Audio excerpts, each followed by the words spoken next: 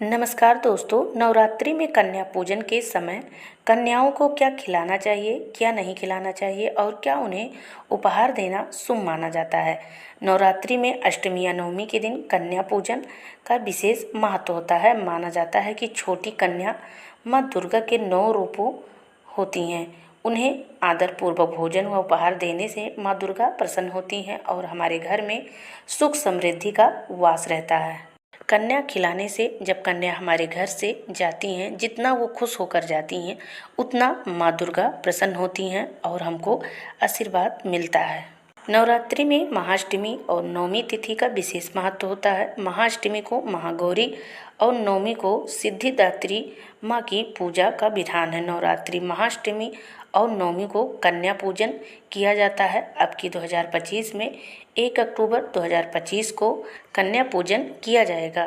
कन्या पूजन में क्या खिलाया जाता है, क्या नहीं खिलाना चाहिए।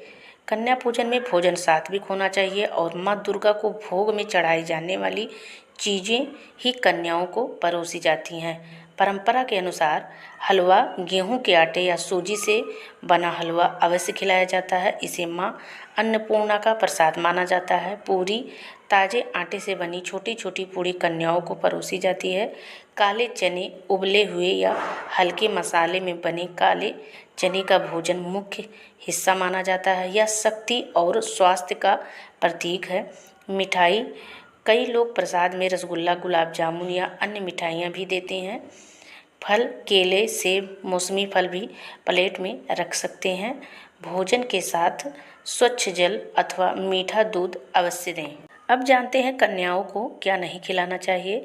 कन्या पूजन का उद्देश्य माँ को प्रसन्न करना है, इसीलिए भोजन सात्विक और शुद्ध होना चाहिए। प्याज लहसुन से ना बने व्यंजन, बासी भोजन या फ्रिज में रखा हुआ आटा न परोसें।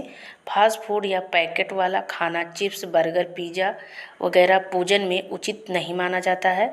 गैर शाकाहारी भोजन का तो नाम ही नहीं लेना चाहिए। भोजन शुद्ध घी और ताजे सामान से ही बने, यही शुभ माना जाता है। अब जानते हैं कन्याओं के उपहार में क्या देना चाहिए। कन्या पूजन के बाद परंपरा है कि कन्याओं को चरण स्पर्श आशीर्वाद लिया जाए और उन्हें कुछ उपहार दिया जाए। लाल चुनरी या रुमाल देवी का प्रतीक माना जाता है। कांच की चूड़ियाँ या बिंदी सुहाग और सौंदर्य का प्रतीक माना जाता है। पेंसिल, कापी, किताब शिक्षा का आशीर्वाद देने के लिए किया जाता है। टिफिन, पानी बोतल या छोटी उपयोगी वस्तुएं व्यवहारिक या शुभ मानी जाती है।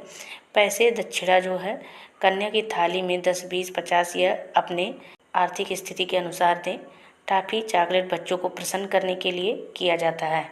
नवरात्रि में कन्या पूजन करते समय कन्याओं को माँ का स्वरूप मानकर आदरपूर्वक बैठाएं, उन्हें सात्विक भोजन परोसें। दोस्तों, अगर हमारी जानकारी आपको अच्छी लगी हो तो प्लीज़ लाइक, सब्सक्राइब जरूर करें।